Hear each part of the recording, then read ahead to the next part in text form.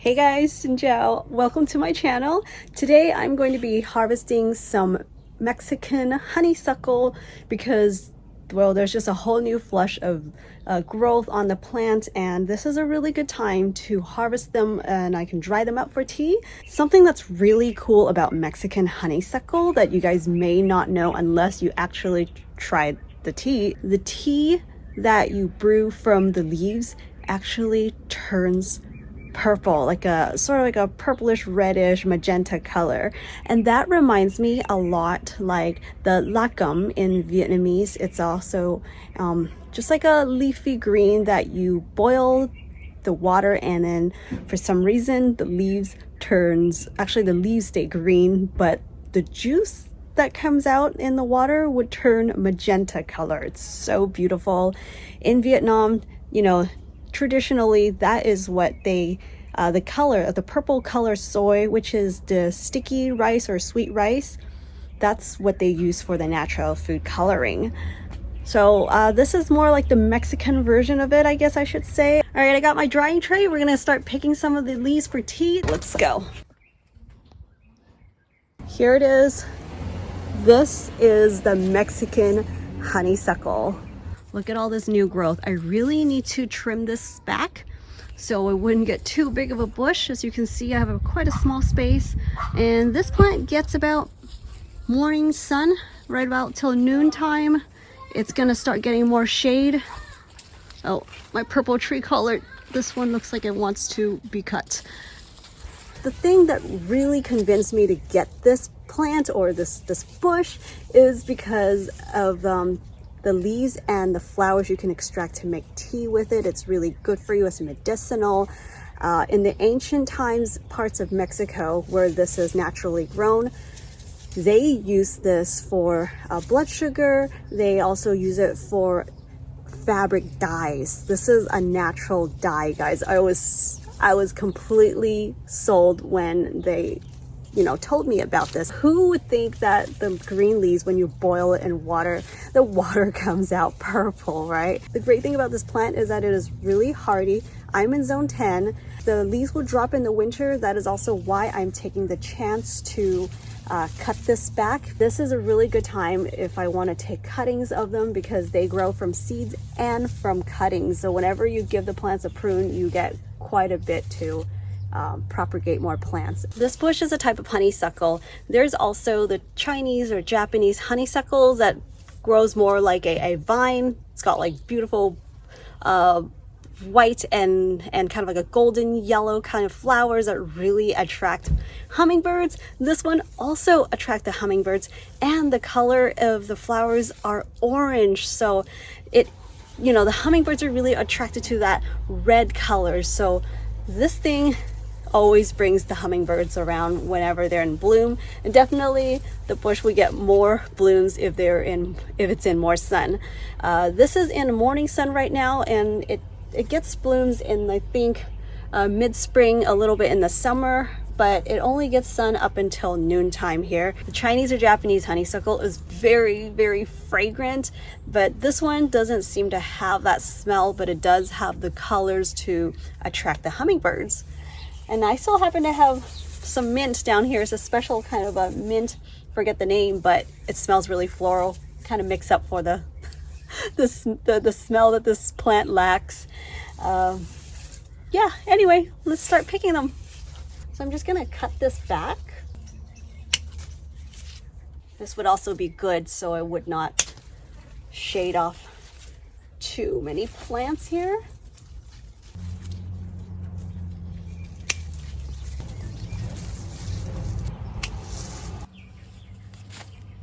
These things will kind of like bruise up, and it would start actually dying whatever you kind of lay it down on. So just be aware of that. Your trays might get dyed a little bit when you put these on when they are wet, especially. This is going to be really cool because maybe later on I can do another episode to do like a fabric dye or something with this. But for now, let's go ahead and wash it, dry it, so that we can store these up for later use. So I decided that I'm just going to carefully soak these in this bucket of filtered water instead.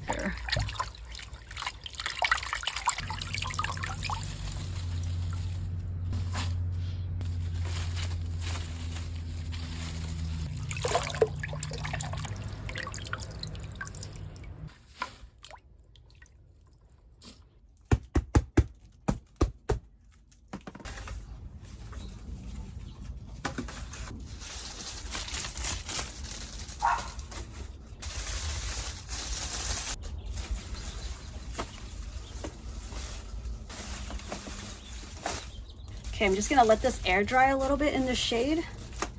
And let's show you what the Luckum looks like. This is Luckum, also known as Magenta leaf plant.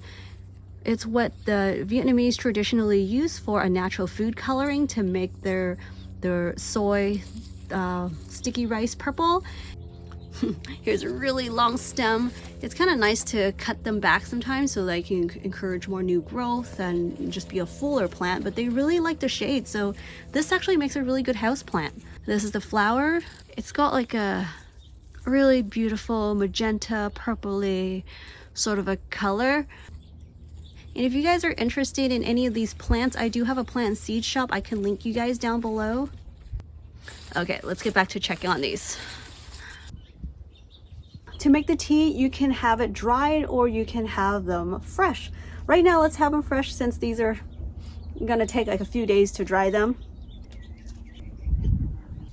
All right, just got a handful here. 4, 5, 6, 7, 8, 14, 15. I have a good mix of large and small leaves. There's no exact science to this, but just a small bunch of it. And let's go inside and brew a tea.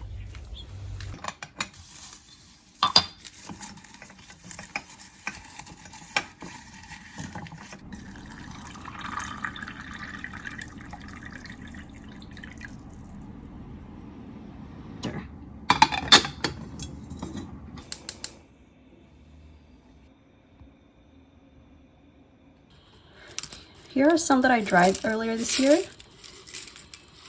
You can see actually some of them are picking up a little bit of that purpley tone.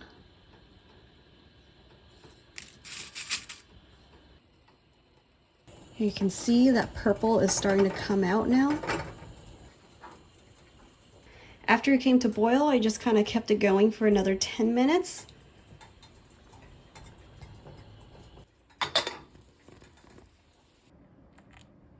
Now that the leaves are dried after washing, I'm just going to remove the leaves.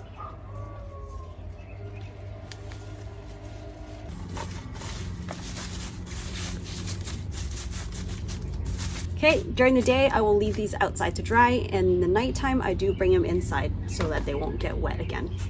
Once these are completely dried to sounding really crispy like chips, that's when you know that they are ready to be stored away.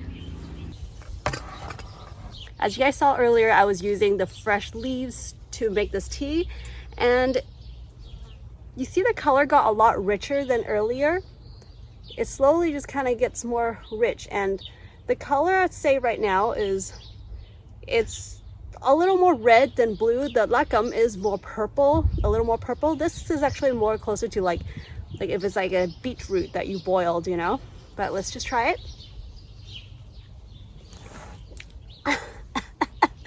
I forgot it's really hot.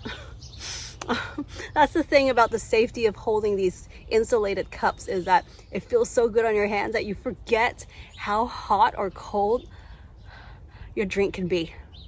Whew. Okay, let's try it again. It was too hot to actually taste anything.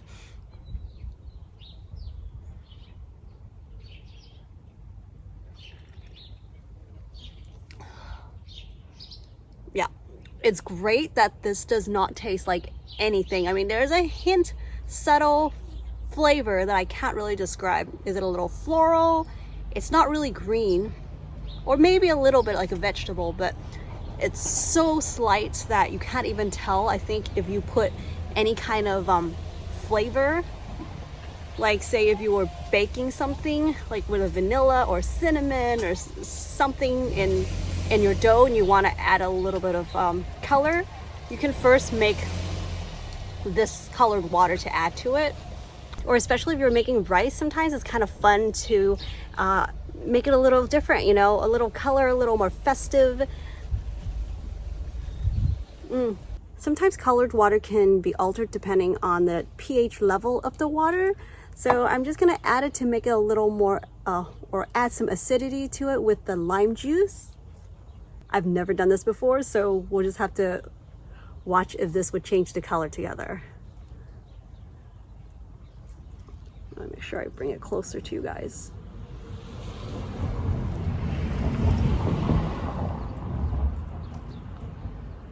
Okay, Is it changing? Is it changing?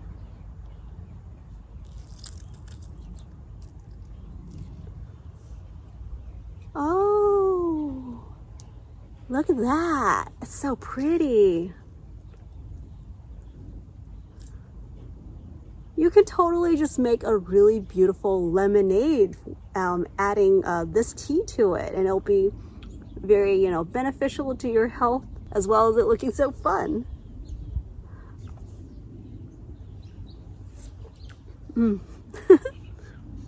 Yeah, it's like a warm lemonade now.